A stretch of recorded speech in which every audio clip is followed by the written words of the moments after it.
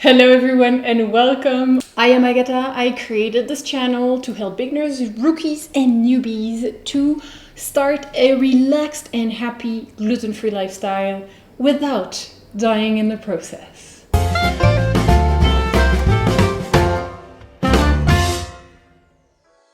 Today guys, we are going to make bread. It's already starting pretty cool. There is a yeast atomic mushrooms right now, kind of exploding and going out of control. This is my first time, so I don't know if it's good or not. It's supposed to be frothing.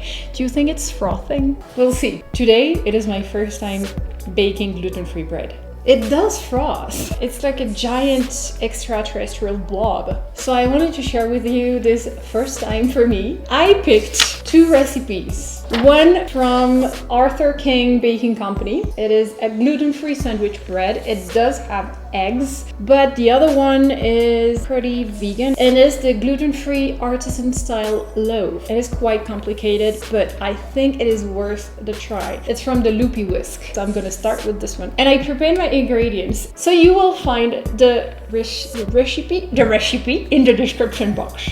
Just below. So I'm not going to describe all the amounts of ingredients right now, but I'm going to tell you basically what's in each of them. The gluten-free sandwich bread is not vegan. It is supposed to have warm milk. I don't have milk, so I'm going to try with almond milk. It's always a subject for me. I never, ever follow a recipe exactly how it says. First, because I don't always have the ingredients. Then we have 3 eggs, a little bit of sugar, all-purpose flour. I have my vegan butter, of course, like the classic sea salt and xanthan gum, which is inside the mix. For the other recipe, it's going to be way more complicated. As you see, this is the mix of my sugar and yeast and warm water. You have to find some psyllium husk, a seed shell that goes very like jello when it's mixed with water. I have sea salt, this is cornstarch. And this is supposed to be buckwheat and brown rice flour. It is amaranth and white rice flour. So obviously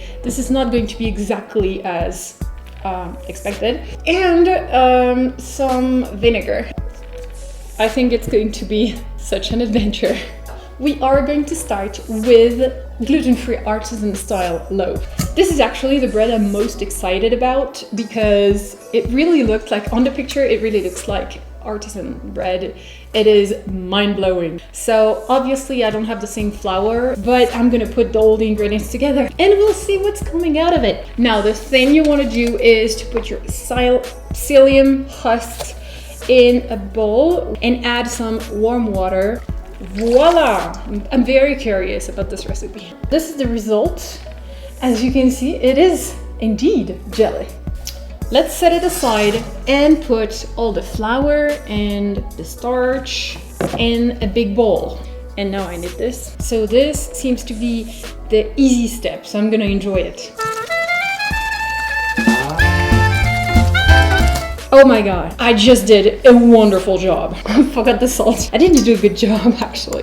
We will add this psyllium gel and the vinegar into the dry ingredients and knead the dough for 5 to 10 minutes. Every time I do something with flour, she sneezes. This is funny. Look at this. Oh yeah, I was supposed to add this extraterrestrial mix. I'm not sure I'm doing the right thing. Maybe you're a chef and you're literally like fainting right now. I am very sorry. I thought this thing was going to be messy.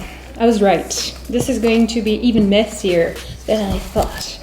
So my purpose with this, guys, is to try to make bread and then kind of adjust the recipe to make something super easy and less messy. But now we're in phase 1, which is to test. So now that I put baby 1 into sleep for an hour, I'm going to bake baby 2. So we're going to do the gluten-free sandwich bread from Artisan Baking Company, which says that you have to have 3 cups of all-purpose flour from Artisan's Baking Company. But I don't, so I made my own gluten-free flour and we're going to use this because it's easier. So I will have my 3 cups of gluten-free all-purpose flour Well, I was very proud of all the cleanness and very detailed proportions and amounts I was putting in there. And now it's all ruined. As you can see, my outfit evolves with the recipe, which is totally normal for me. So let's do this. This was supposed to be dry ingredients too. I did a mistake. Probably this too, actually. Put a 1/4 teaspoon of salt, which is very little amount. More of an Agatini 1/4 of salt. And I'm hating this moment because I am destroying my beautiful vegan butter. 3 and 4. Well, okay. This is going to be way more similar to all the breads I have done, the gluten-free breads, at a time when I was unfortunately eating gluten. It's kind of familiar. The other one was really creepy in a good way with this gel-like psyllium husk mix. And now we have more like a... Let's make a cake, mommy! So I'm gonna go ahead and drizzle the milk. Okay, so now it's super nice to knead. It is warm. I love warm. I am freaking out because I have to beat in the eggs one at a time. And they're huge eggs. Okay, Agata, definitely add some flour because otherwise this is not going to end well. So now I'm back with 2 babies sleeping. Baby number 1, which is the Artisan Loaf, and baby number 2, which is the sandwich bread. Now, ooh, baby number 1 is already rising. Baby number 2, totally different. I think I might have done an excess with rice flour.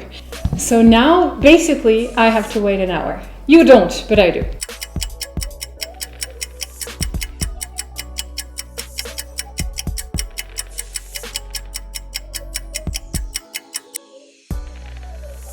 I just did a workout. I'm a little bit shaky right now. I'm ready for my bread. Oh, okay, this is interesting. Oh, okay, the sandwich style bread. The other one, I think I'm gonna give it a form. Start the oven. Okay, baby number 2 needed also some netting. It's netting pretty well, way better than the other one. But it has some eggs inside, and I'm not sure about the eggs inside the bread because you cannot keep it for so long. And also for my vegan friends out there, it's not an option. Going to knit this and put it in an oiled pan and put it to sleep again for an hour. Oh my god, so much waiting. For this one, I'm going to decorate it with some chia seeds and maybe just some chia seeds. I'm not gonna do some fancy things because if it burns, I'm gonna be very angry. Shit happens. Let's see what you're made of.